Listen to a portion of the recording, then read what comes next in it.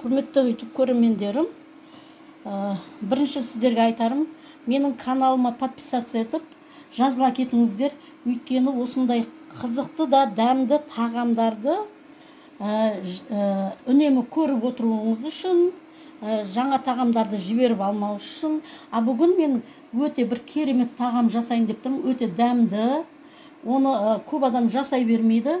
Соны бүгінгі менің видеомнан кейін, әрине оны сіздер сразу өздеріңіз жегілеріңіз кеп, соны жасағыңыз кеп тұратындай болады.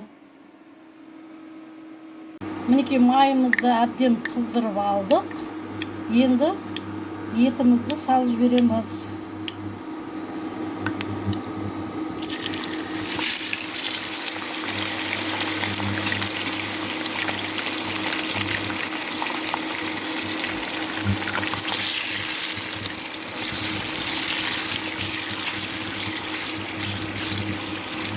Мінекей етімізді қуырып алдық.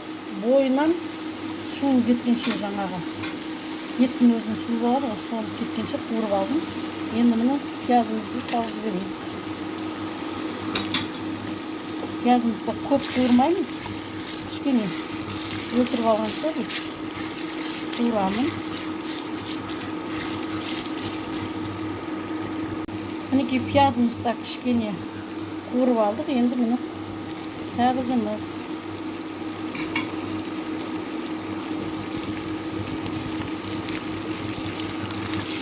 Сәбізімізді кішкене қуырып аламыз. Мінекей томатный пастасында кішкене қуырып алдық. Енді бұрыштарымызды. Мына бұрыштар орташа ащыдағы бұрыштар.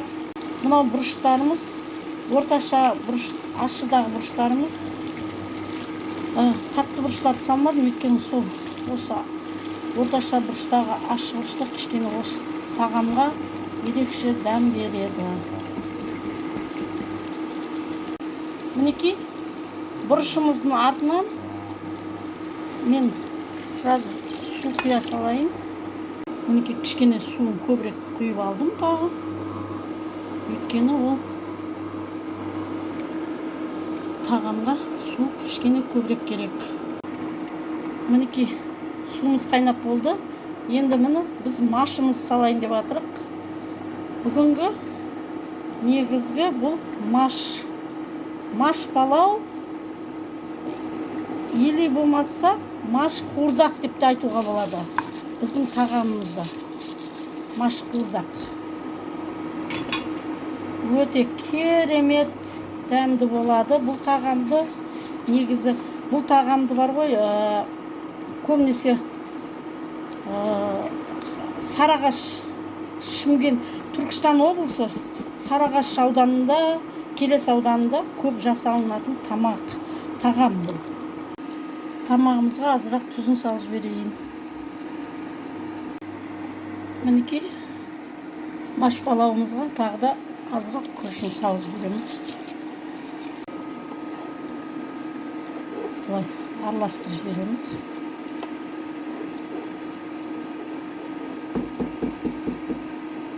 Тағы да бір енді 15 минут қайнасын. Мінекей тамағымыз да дайын болды.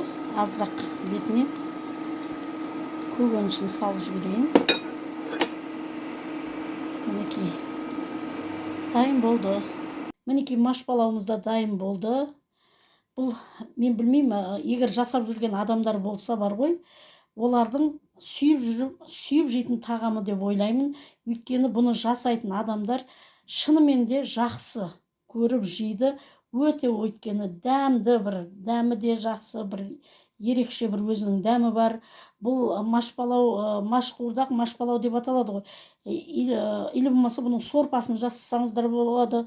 Ол да бір керемет. Сіздерге осылай үнемі жасап тұруға кеңес беремін. Біз өзіміз үнемі жасаймыз. Өйткені менің жолдасым бұны өте кішкентайынан жеп өскеннен кейін өте жақсы көреді. Сондай бір жақсы тағамның бірі. Өте минералға бай, дәрумендерге бай. Сондай жақсы тағамның түріне жатады бұл тағам. Рахмет сіздерге. Енді келесі видеомды көру үшін міндетті түрде каналыма жазылып, лайк басып кетіңіздер, және де өз пікірлеріңізді жаза кетіңіздер. Рахмет сіздерге.